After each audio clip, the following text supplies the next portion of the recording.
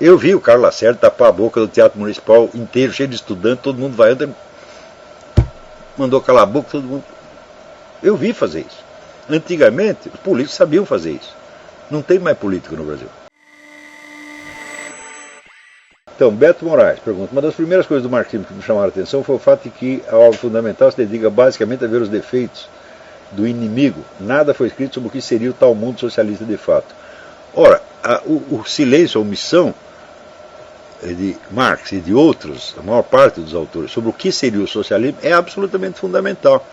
Faz parte da natureza dos movimentos revolucionários eles não terem uma meta determinada, porque se tiver uma meta determinada, terminou o processo e você pode ser julgado a partir daí.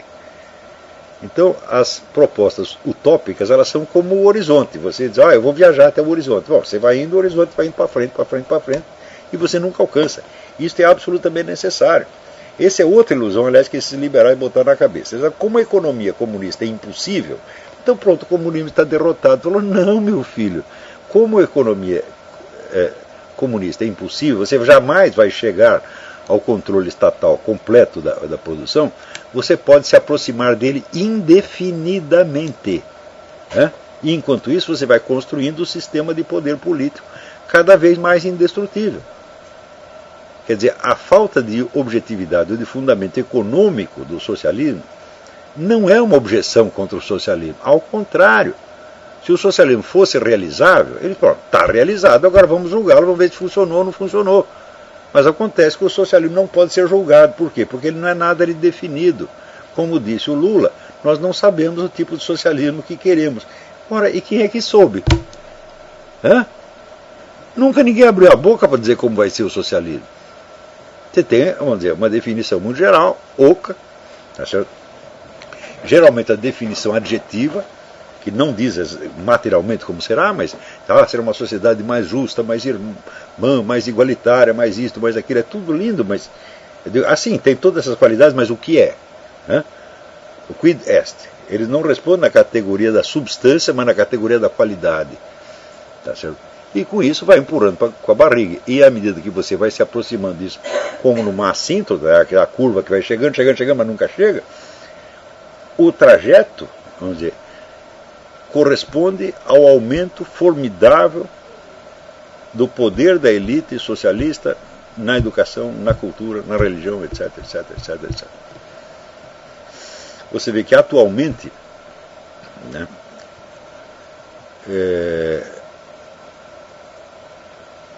a gente vive uma situação em que o controle estatal da conduta religiosa já é uma coisa aceita pelas multidões, sem perceber o que estão fazendo.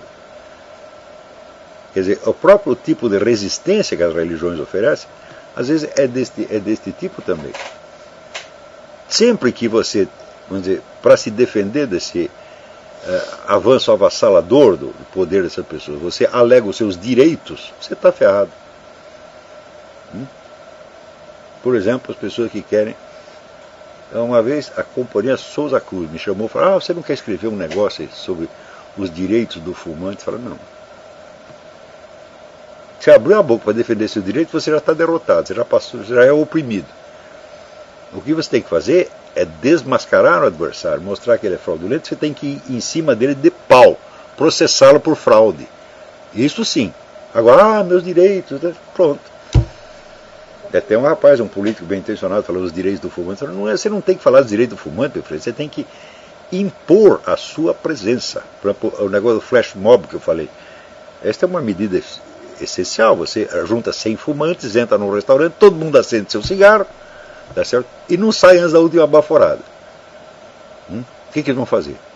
Para prender 100 pessoas, precisa de tropa de choque da PM, não dá tempo dela chegar antes de acabar o cigarro. Na semana seguinte você volta. Faça isso umas dezenas de vezes e pronto, o antitabagismo está desmoralizado. Não é alegando os seus direitos e transferindo para uma discussão teórica, tá certo, de direitos que você vai vencer. Nunca ninguém venceu assim. A gente vence com atos, tá certo, e vence, dizer, quebrando as pernas do adversário e não choramingando que os seus direitos foram aviltados. Eu nunca fiz isto, tá certo? Eu já entrei num monte dessas brigas, em geral. Ganhei, quando não ganhei deu empate, perder não perdi nenhuma, tá certo? Nem mesmo contra o governo federal, nem mesmo contra o pessoal do PCdoB, Tá certo? Por quê? Porque eu não fico choramingando, meus direitos, eu estou sendo perseguido. Perseguido eu? Não, nada. Vocês acham que vão perseguir. Então, quando você assume essa posição ativa e realmente combativa, você quebra a autoridade deles. Outra coisa, não é só questão de combater. Se você vai combater a coisa com raiva, você também está por baixo. Né? Você tem que combater com autoridade. Você não tem que protestar. Quem protesta é o perdedor. Vocês têm que entender isto. Né? Um vencedor não protesta. Um vencedor manda. Então, se você tem... É isso que, vamos dizer, ontem estava conversando aqui até com um aluno que está aqui visitando, né? Falando, no Brasil você não tem líderes conservadores, nunca teve, na verdade.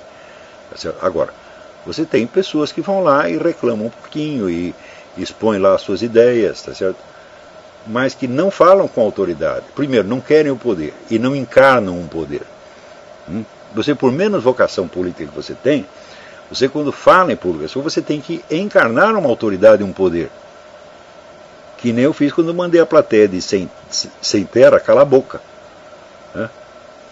Eu não falei com raiva. Eu falei que nem um professor fala com alunos rebeldes. Está entendendo? Então é assim que se faz, mas você não encontra esse tipo de mentalidade no Brasil. É sempre assim, aos meus direitos, eu estou sendo perseguido, etc, etc. Olá, você não pode se queixar de ser perseguido. Na partir da hora que você se queixa, né, e alega os seus direitos, bom, quem alega os direitos, qual é a posição que você fica? Você fica como, vamos dizer, um réu que está pleiteando na justiça alguma coisa. Meus direitos foram espezinhados, então você vai ao juiz. Na hora que você faz isso, você está reconhecendo a autoridade superior do juiz. Não é verdade? Então por isso que você apela a ele. Ora, se não há juiz, só há você e o adversário, você defendeu os seus direitos, você está tornando o adversário seu juiz. E está aumentando a autoridade dele. É uma coisa tão óbvia, é? Então, a gente não protesta, a gente não reclama, a gente dá ordem. Se os caras não obedecerem, bom, o problema é deles. Entendeu? Mas a liderança é autoridade. Mesmo na esfera cultural, você está entendendo?